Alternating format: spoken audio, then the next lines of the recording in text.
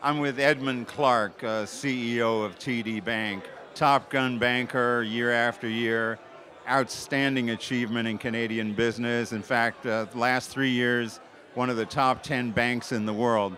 Ed, congratulations. I want to start off by saying I happened to run across you about 30 years ago, probably that long, and you joined then Merrill Lynch from government. So I wonder if you envisaged this outcome that long ago. No, I think I definitely didn't. I remember I won the CEO of the Year award this year, and the person who was introducing me said, "This has got to be the most unlikely CEO I've ever met in my life." So, no, it's not what I expected, that's for sure.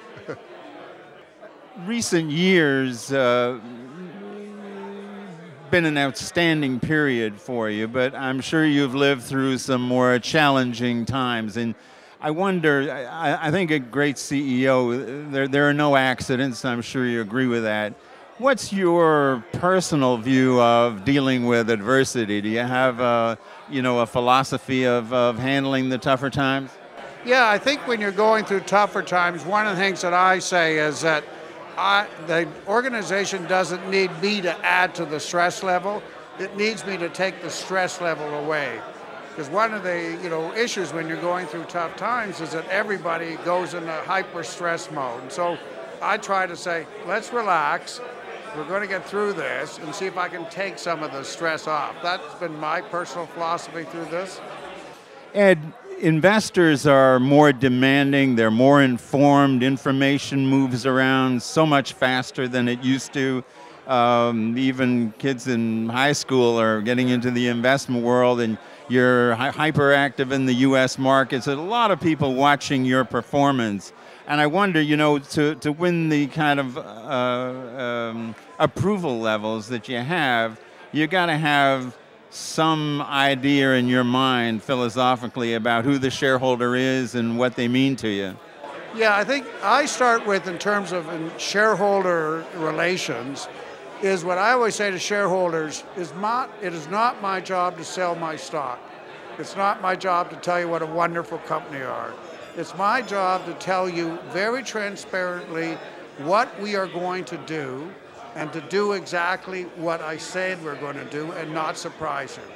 Because I think there's a lot of investors who shouldn't invest in our stock. We're not a badly run company.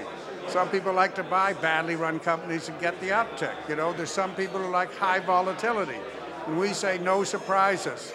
And so I think what's really important in investor relations is to get that trust that they know what category you are, and then to decide whether they'll invest in you, and then always do what you said you're going to do. Ed, if you owned a word in the mind of your shareholder, Volvo owns the word safety and BMW driving and so forth, what word do you think TD and your team have been able to take ownership in the shareholder mind? Yeah, well, what we're trying to do is grow without going out the risk curve.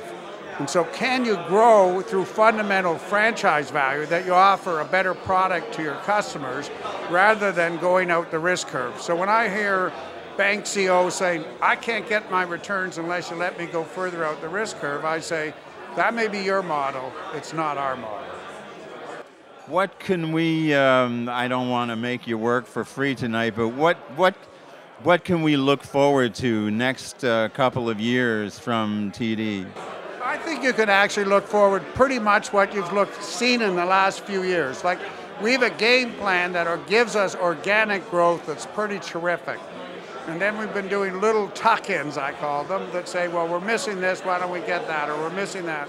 And I think that's what you're going to see is just, when you can grow 7 to 10% every year and not have hiccups, why would you bet the ranch on big, bold moves? Why don't you just keep doing what you do and do it better? Yeah, you mean prudence is boldness here. Yeah, exactly.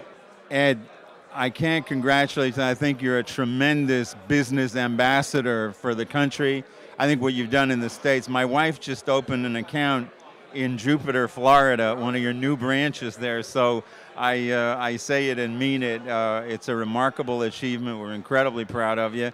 And I'm sure I'll see you here next year if you can squeeze us in. So I would love to do congratulations. that. Thank you very much. I really appreciate that. And so do we. Thank you.